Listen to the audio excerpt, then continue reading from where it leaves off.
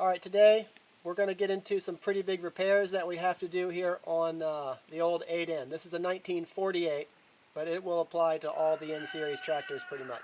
So, we're going to rebuild a hydraulic pump, and we're going to take care of these lower leaky lift pins. The lift pins on these lower stabilizing arms, they bolt through the axle housing right there, and there's a nut on the back of them. You can't tighten them just by putting a wrench on the outside. You have to get a wrench on the back. So they're loose right now, and they're leaking out all our hydraulic fluid.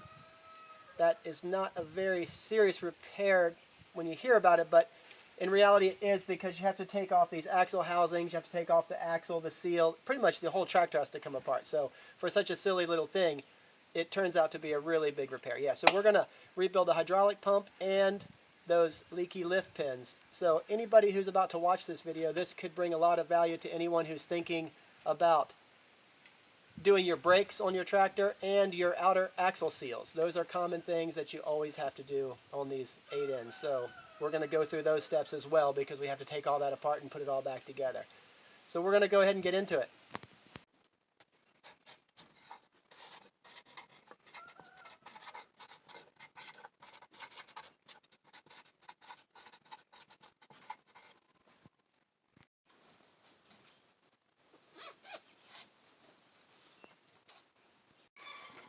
So there's 5 gallons of fluid in the back here, and the same fluid does the transmission and the hydraulics, and it lubes the rear differential and everything. So there's 5 gallons. It's a considerable volume of fluid. So we got to get us a 5-gallon bucket underneath there to get the 5 gallons of fluid out. And we got a height restriction, so I'm going to try to get some extra room in here.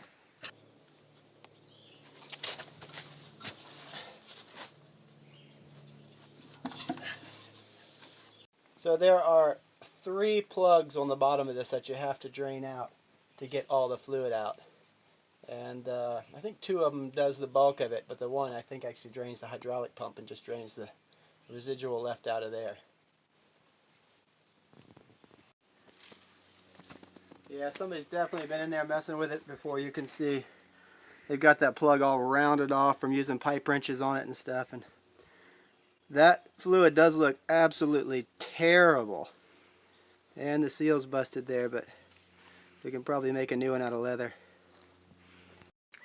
You can see, look at that, all that stuff, just like chunks of stuff in the bottom of that plug. That's a terrible sign. So we got to make some room to get to some stuff. We got to move these like footboards out of the way on both sides, because we got to take this plate off right there, that cover. We got to reach in there and get some things. So we got to move some stuff and make some room real quick.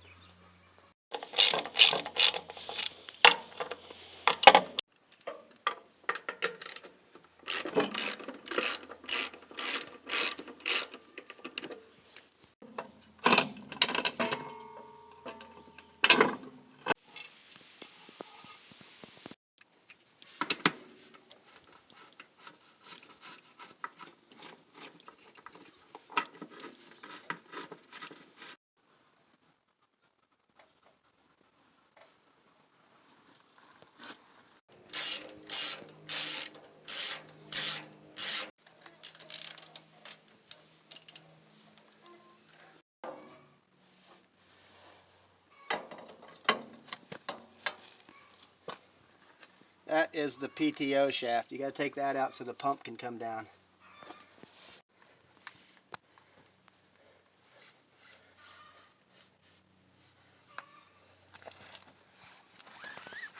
So when I'm doing a big repair like this, I like to take all of the bolts that come out of wherever they come out of and just kind of put them back in their place. I don't just put them in like one big tray and mix them all together. It makes the job more intimidating.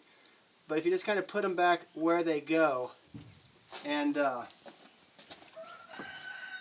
it's just really easy when you go to reassemble everything. There's no questioning, is this the long one, is this a short one? And a lot of them are the same, but they're different lengths, and if you put the wrong ones in the wrong hole, it'll go through and hit something that's moving on the inside and mess up the project. So it just makes the whole job a lot less intimidating if you just kind of keep them where they go.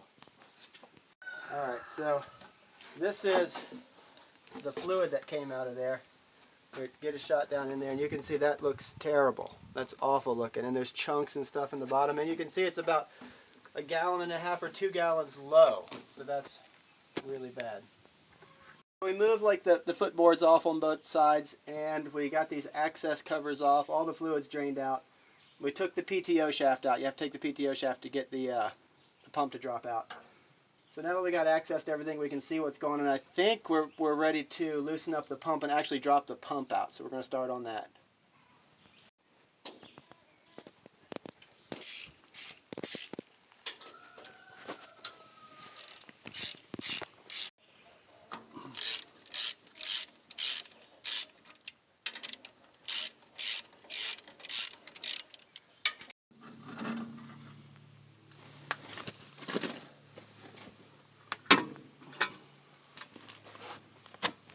Alright, so we got the hydraulic pump unbolted, and when we went to drop it down, it was not going to come out. So this is actually crucial, so whoever is going to try to do this, this is seriously helpful. This is your power takeoff like engaging lever right here. Temporarily bolt that back on, and that will engage your power takeoff or disengage. And you have to be able to manipulate that back and forth in order to get the pump to turn loose and come out. So if you don't temporarily put that back on and adjust it and kind of finesse it to encourage the pump to turn loose and come out, you won't be able to get it out. So you have to kind of put that back on and wiggle it to get the pump to drop. We got it off, and it's in here on the bench, and you can see it's pretty gnarly looking here. We've got a bunch of that in there, a whole bunch of this. Look at that. So yeah, that's definitely a problem. Well, we're going to take it apart and clean it up, and we got our rebuild kit here, so we're going to start at it. When you're disassembling or assembling, all the nuts are going to be like really seized up when you go to back it off, and so to sit there and just put like that even compound pressure on it is pointless. If you have like a ball peen hammer with you, you can just you can break everything down so reliably like that. It's the same principle as an impact wrench. If you don't have an impact wrench, this works just as good.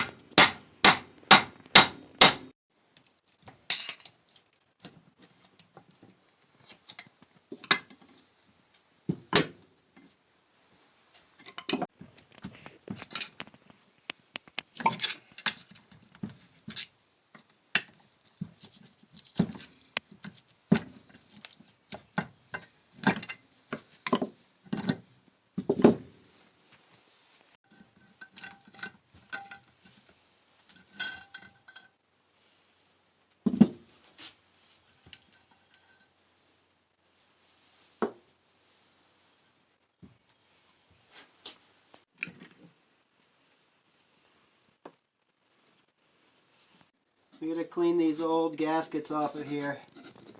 They're really stuck on. But it's very important to clean these suckers up really smooth without scratching them. You can't scratch them, that's going to damage it and cause it to leak, not seal right.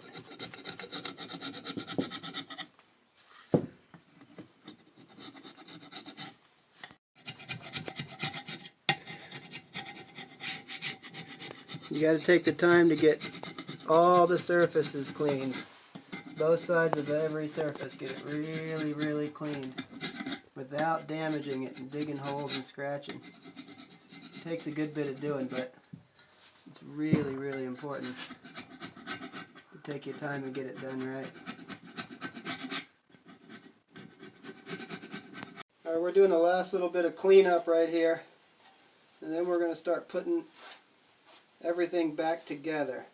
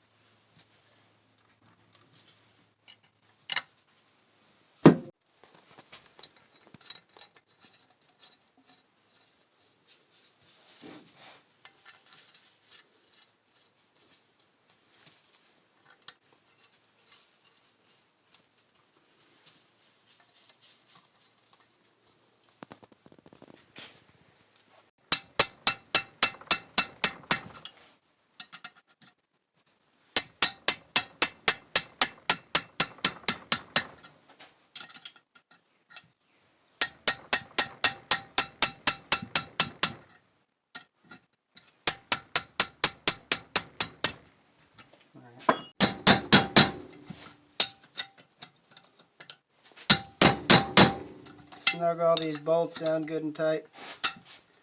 Make sure it's seat down on that gasket. Good.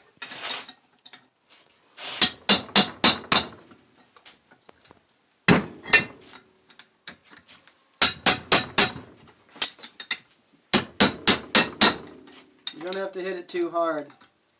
It's putting more friction torque on it than you think.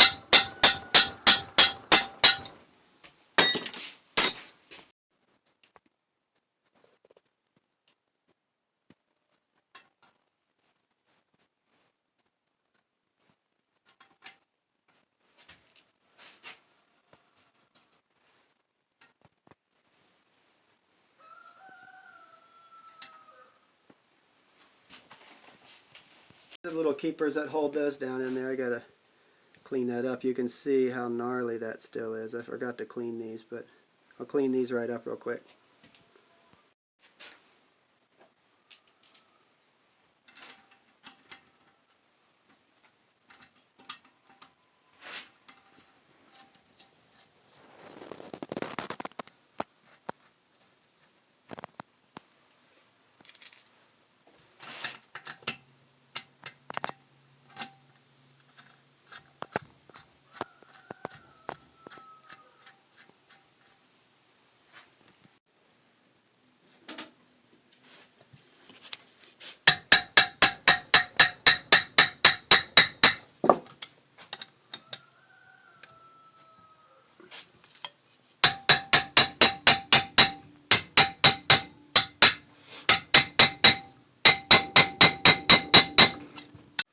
Alright, we got to prep this surface down here also. Kind of hard to reach, but we got to get it nice and cleaned up. We don't want to have any leaks after we go through all this. So earlier I said there were 3 pins or 3 plugs that drain out. That's incorrect. There's 4 of them. There's like the 2 big ones that take the bulk of it out, and then there's a smaller one on the side of the pump. And the one that's on the pump kind of takes everything out of the pump. But then there's this 3rd one right here, or the 4th one, that's right here on the differential. And there's a considerable amount of fluid that still comes out of that one, so that's really important. So there's 4 plugs you got to drain. Alright, I'm going to put some of this on here because I don't want to take a chance on any leaking. But you have to be real careful about putting too much of this on. You got to put just a really, really small amount. Otherwise it'll come out on the inside and get on the inside of your everything and can mess a lot of stuff up. So you just want to put a very small amount on.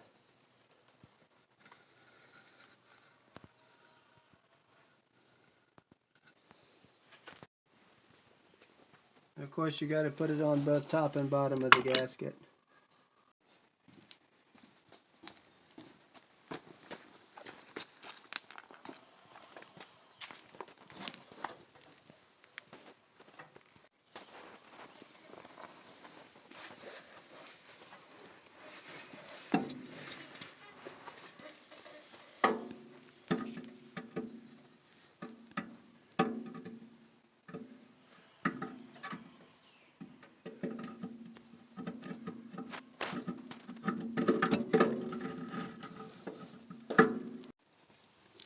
So it's really easy to get your gasket misaligned and damage it by forcing the bolts in. So don't do that. Try to take painstaking effort to prevent that from happening. You can stick a screwdriver up there, you can kind of see, and you can play it back and forth and wiggle it until you get it properly aligned so you don't damage it.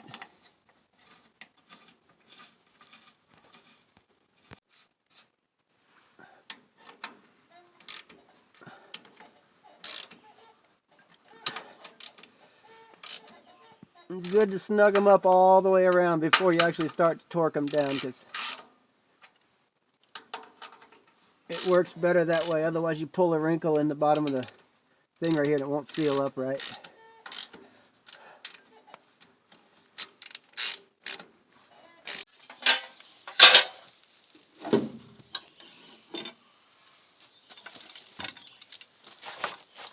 So when you're putting these covers back on, These are just made of thin, mild steel, and so they're really thin. So you don't want to over torque these bolts because you'll end up like rippling it in between. And long term, taking off and putting it back on and over tightening can damage that plate and it won't work no more. So you just got to make sure to put your gasket sealer on both sides of the gasket and then barely snug them down and just rely on that. Otherwise you end up damaging it by tightening it up too tight.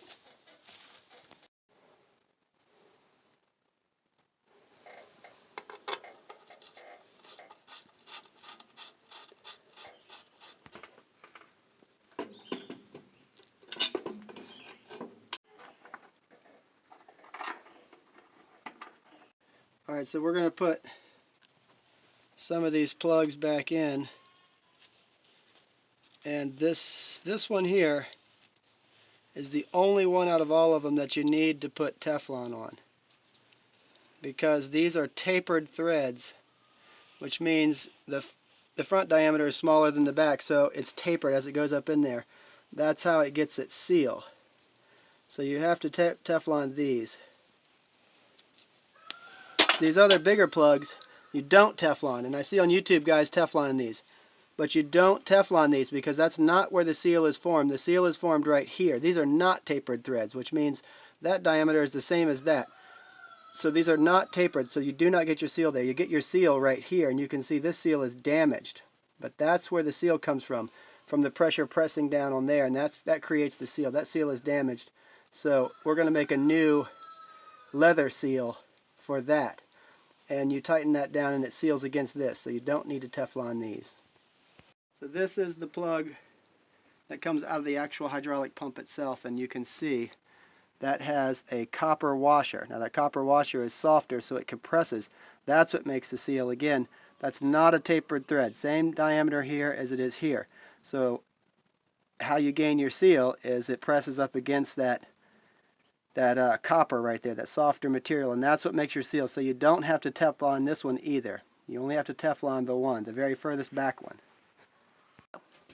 Alright, so we're going to make some leather seals for these two plugs, these drain plugs.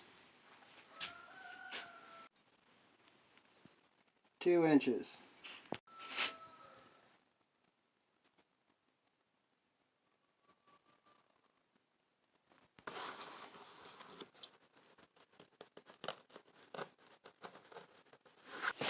We got our trusty leather working kit right here. It's always good to have one of them.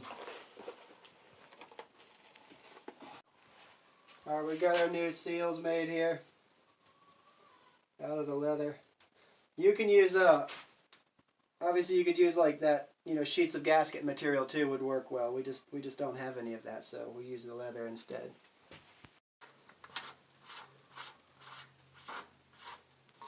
Now you don't have to over tighten them, because the seal should do the work. When I took these plugs off of here, they were way too tight. And the one was all stripped out from somebody using a pipe wrench on it, because instead of making new seals, they used the old seal that was broken, and they thought they could overcome that just by putting an excessive amount of torque on it. So don't over tighten them. Alright, so when we started this project this morning, I had unrealistic hopes that we were going to be able to tighten up these lift pins through the access from the hydraulic pump coming out. And there's no way. There's like a big bulkhead in there. There's no way you can get through it. And so there's also talk on the internet that you can reach through the PTO shaft right here and tighten them. And just to clarify that is completely unrealistic. Your hand can fit through here. That's not the problem. Your hand can go through there, and you can access this. But there's a huge ring gear in the way, and there's no way you can access the other side. So that pretty much wraps that up. Completely unrealistic. The only way to get to those lift pins is to take the wheels off and the axles and the whole axle housings on both sides. So that is a huge job. It's a big job. So we're going to go ahead and tear into that.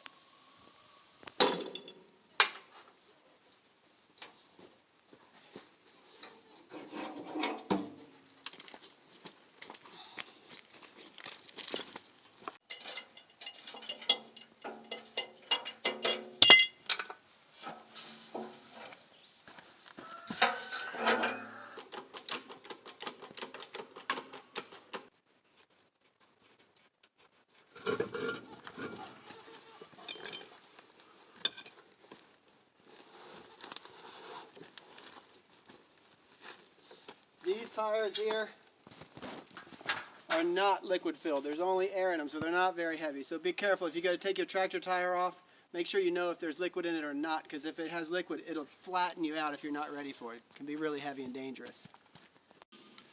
Clearing back all this 3-point hitch stuff to get access to these axle housings.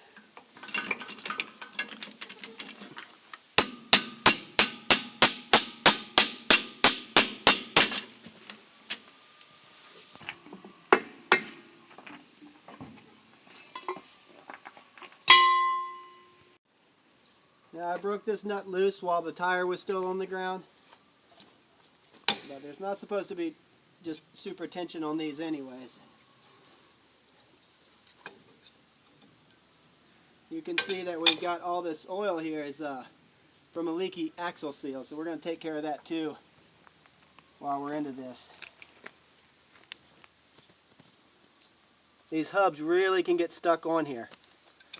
A lot of times you'll need heat to get that hub off of there. It's on a spline right here on this axle, and man, they can really get stuck.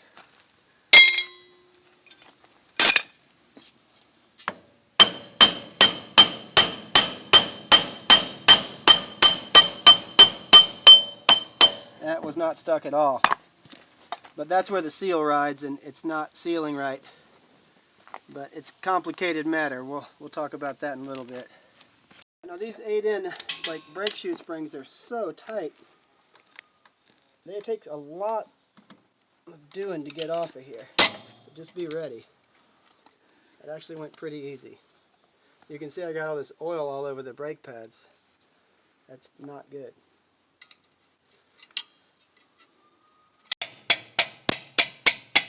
Always get your trusty ball peen for breaking all of the bolts and nuts. Oh,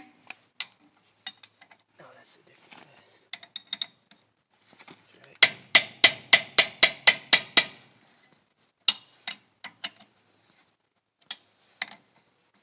Okay, that's very important. When you take this off right here, you have to take a picture or whatever it takes to remember this.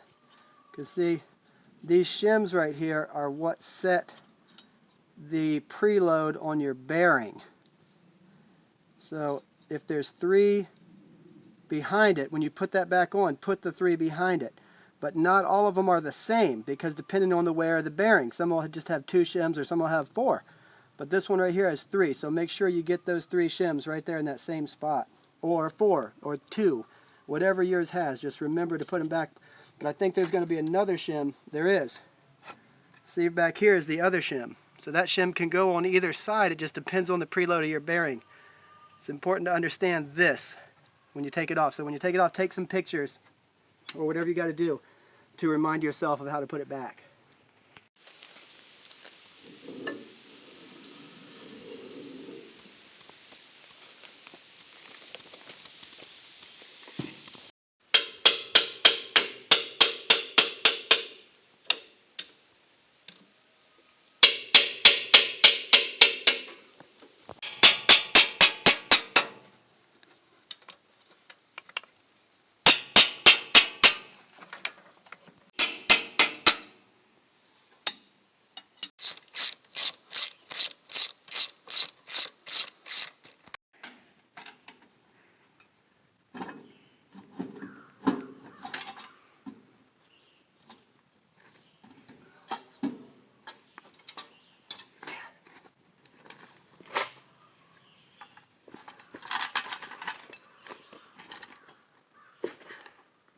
So that's what we're trying to do, is get a wrench on that right there so we can tighten up that pin. It's loose and it just leaks fluid. So it's kind of silly that such a simple thing you have to take so much apart for. Anyways, that's just how it goes.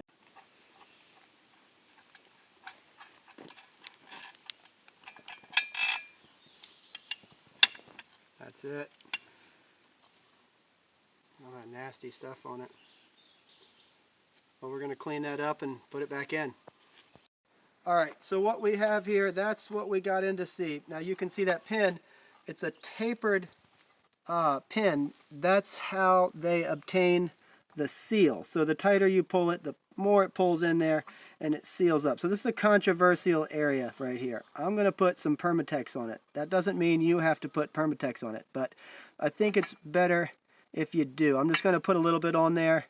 I'll just feel better about it, then I'm going to snug it down really tight. So this is the only opportunity you're going to get to torque this nut and to pull it inside of here. And that's it. Once you put it back together, there's nothing you can do. So I'm going to put the Permatex on it, and I'm going to torque it down really tight.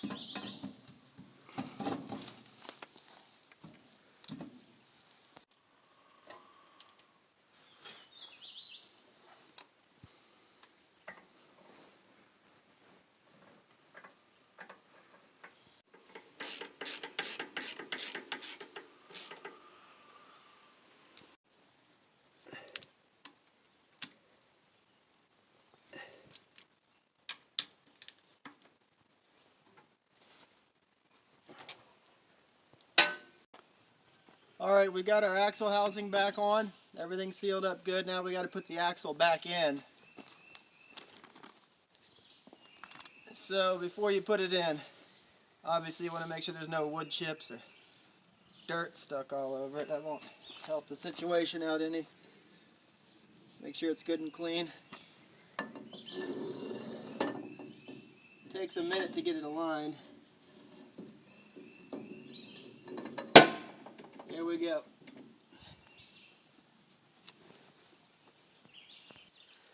Alright, so now we're getting ready to reassemble this this whole hub thing here. And this is a not that complicated but very specific way that you have to put this on. And so earlier in the video, you'll remember when we were taking it off, I was talking about these shims. These shims, like, they have to go where they came off because this is what determines the preload on this bearing right here.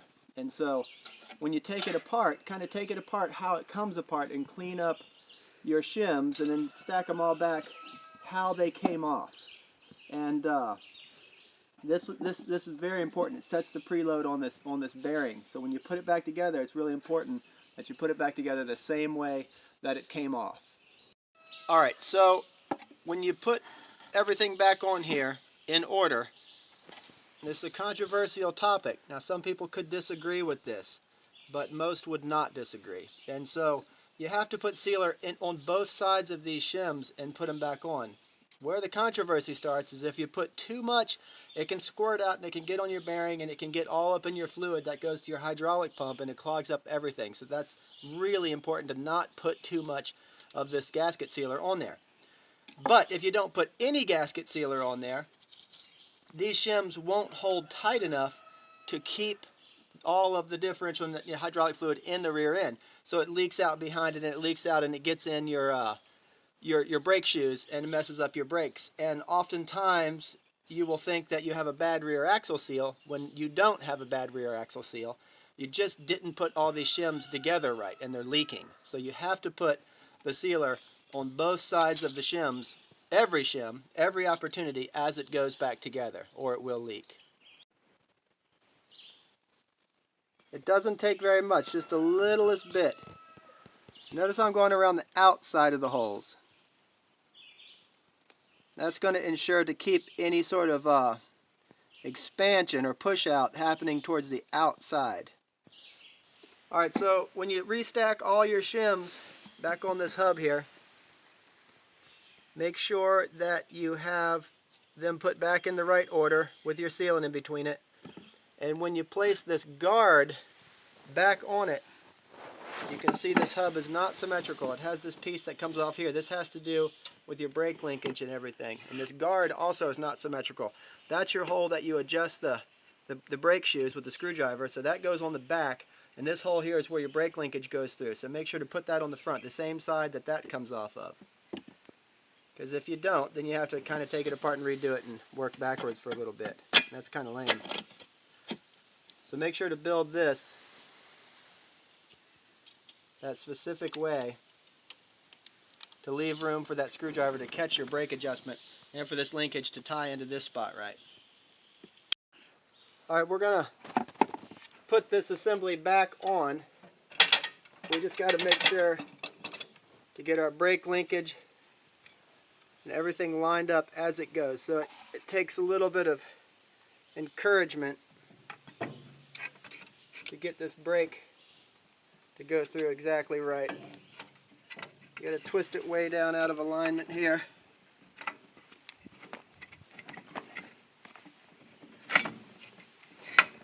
And then bring it back up. Make sure none of your sealant gets damaged.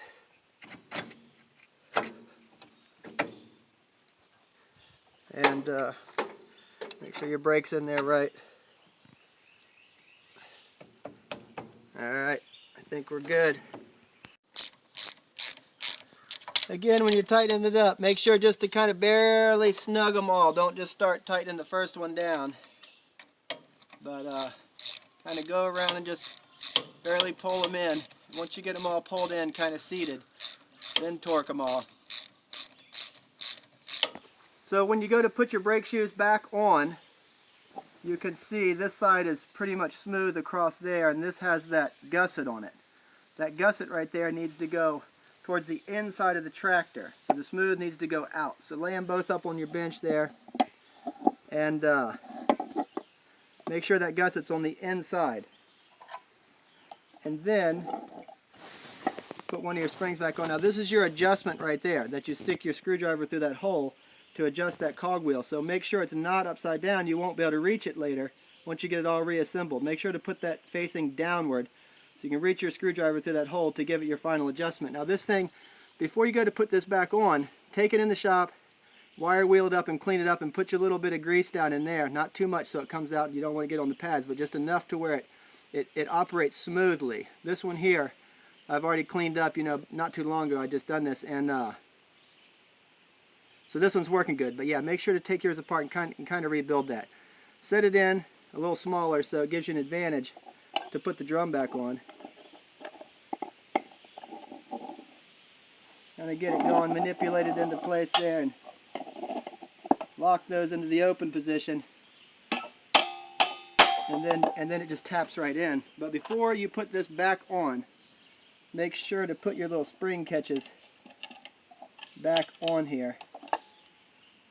It's a lot easier to reach them right here than it is once you get everything put back on. And then you can just kind of spring it open and maneuver it right into position here a lot easier.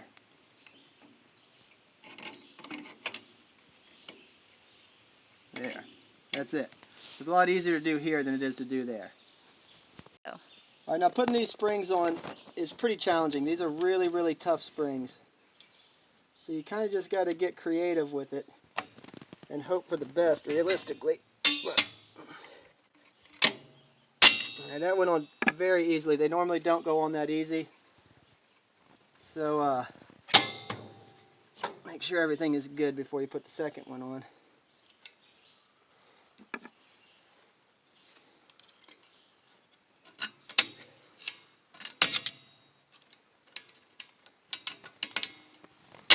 Alright, there we go. That's how they go on. But be careful, because you can kind of hurt yourself, jab yourself with a screwdriver or something. That's kind of frustrating to get those on. That's not a good example. They normally take a little more finesse than that. Now we're good. We're ready to put the hub back on here and seal it up. Alright, so this is another controversial area. Now, that's obviously the splines from the axle, and this right here is the actual axle seal. That's what seals the fluid from pouring out. So in a lot of situations you wouldn't put sealant on that spline, but this one you do put sealant on the spline. So you have to seal that spline, and if you don't, the fluid will seal on the seal, but it will leak through here and come on the outside of the hub and drain down your rim, or go back in and mess up your brake shoes. So it's very important to put your sealant around that spline. You have to seal that spline, and if you don't, it will leak. You can be a little more generous on the spline here because it has about 3 inches of contact, so it's going to spread it over a larger area. But you kind of want to put it towards the outside to start with as much advantage as you can to keep it from getting on the inside. And as you push it back, it seats over the whole thing and makes a better seal because it coats over everything. So this is our hub right here. Make sure it's good and cleaned up. I want to make sure everything's good and cleaned up. That way once you get it back together you can see if you were successful. If there's a bunch of drips and oil you leave there, you can't tell if you actually solved the problem, the leaky axle seal problem. So make sure to get it good and clean. And that's really important. Alright, so we've got our sealant in place, and this is our hub. So we're going to just slide that back on, and it gets a little snug right there where it goes through the seal. So I feel pretty good about that. And this is the outer washer, but before we put this on, we're going to put some sealant around there to seal that washer on there too. Otherwise it'll leak. You have to take a lot of caution there to every opportunity to put sealant on there. Otherwise it'll leak on you. Now, I know this looks silly, but you got to be generous with it right here, or it will leak. And there's no way this is going to work itself back to the inside. This is never going to get back in the fluid. It's not going to. It can't. So you can see we were pretty generous with it right there. We put our outer washer on, and that's it. Now, I should have cleaned this up first, but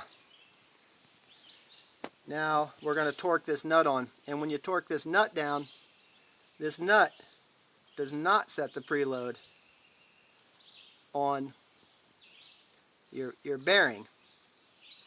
The preload was set by those shims. So when you tuck this down, you don't worry about the preload on your bearing because it doesn't affect it. Just torque it down pretty good. And I don't know the exact specs. I'm sure you could look them up. But you want to snug that down pretty good.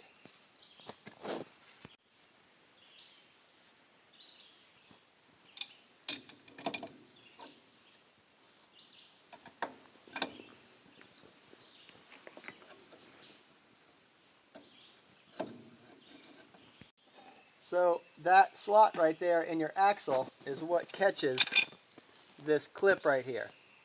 There's holes on the flat spot of that nut, and you have to rotate it until you find one that's going to work. And once you get one that's going to work, use that one. Don't force it past it, because you'll have to return back. And so you have to line up the hole with that before you put this clip on, because that clip has to go through there and lock it, and that's what prevents that from vibrating off during the operation of the tractor.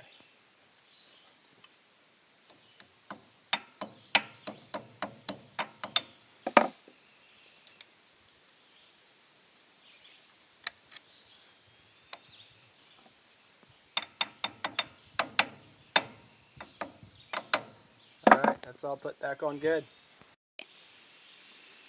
We brake cleanered the shoes real good, and we washed out this with brake cleaner real good. Now we're going to put back on the drum here. No magic to this, pretty much self-explanatory. There are a couple screw holes on there that you want to line up. It doesn't really matter because we don't have the screws for those anymore. They've long since been gone. But you're better off to line them up anyways. And you can see here where we had leaky seal issues. So make sure to clean all this up before you put it back on. That way you'll be able to tell if you actually solved the problem. because if you already have leaks, you can't tell really if you still have leaks because they're already there. So make sure to clean up the rim good before you put it back on.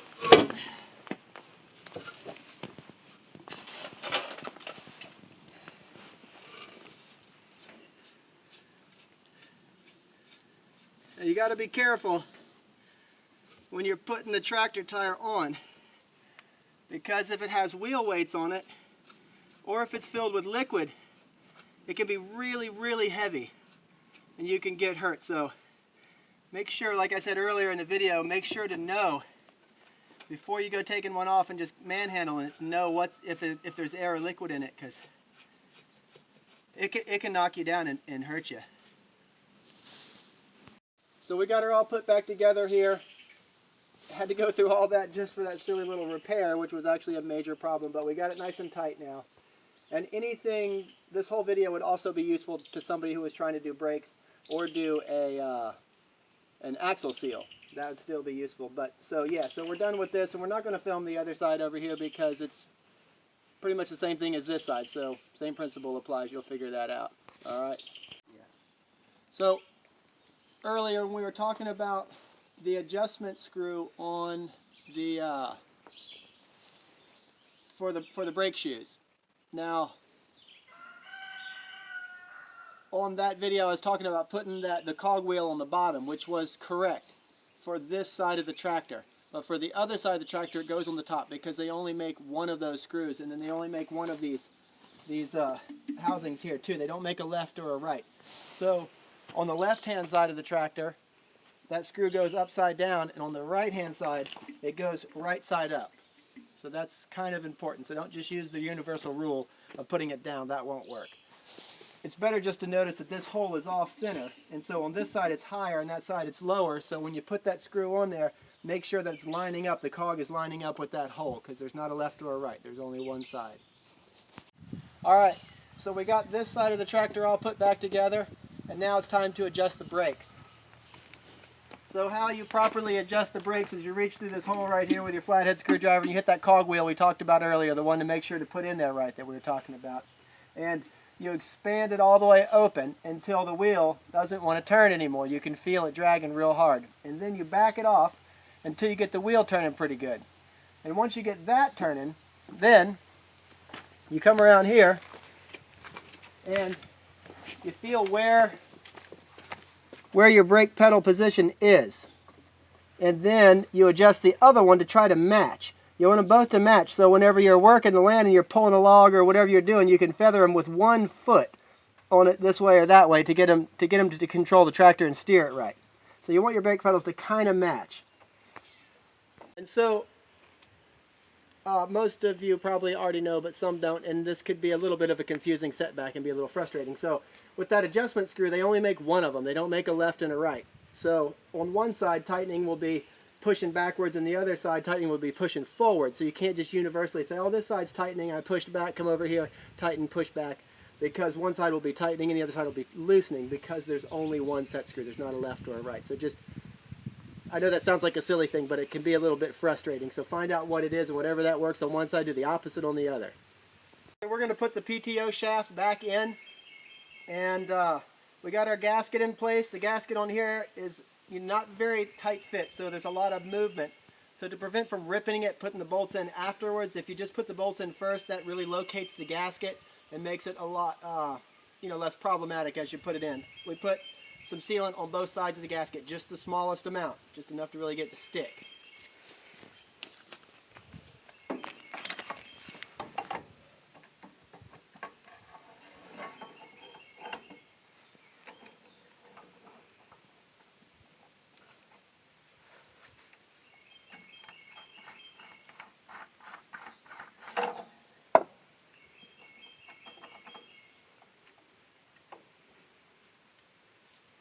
All right, we got our brakes adjusted. Everything's looking good. Time to put our 3-point hitch stuff all back together and throw the fenders on and put the fluid back in it and see if it leaks.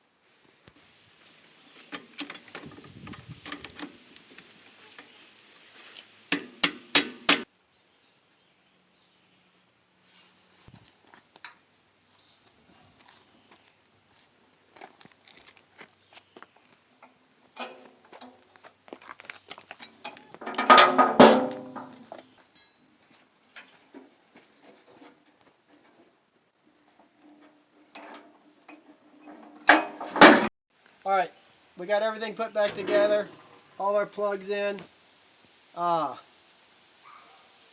shaft, everything's ready to go, so we're going to fill it up with fluid right now. And it's not the best funnel for the job, but it's the only funnel we've got.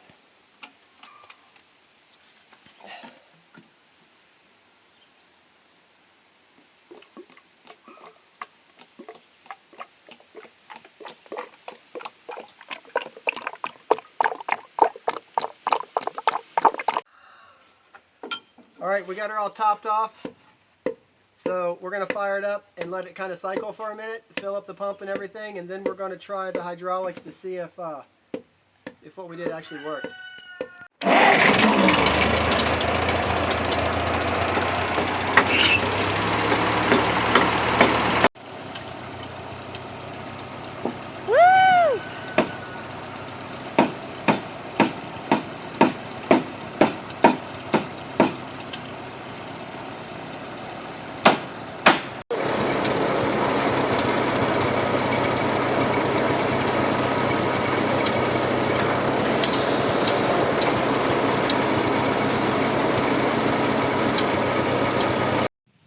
Alright, we got it all back together and everything seems to be in working order. It goes up and down real fast and real reliable. So yeah, I hope that video brought some value and thanks for watching.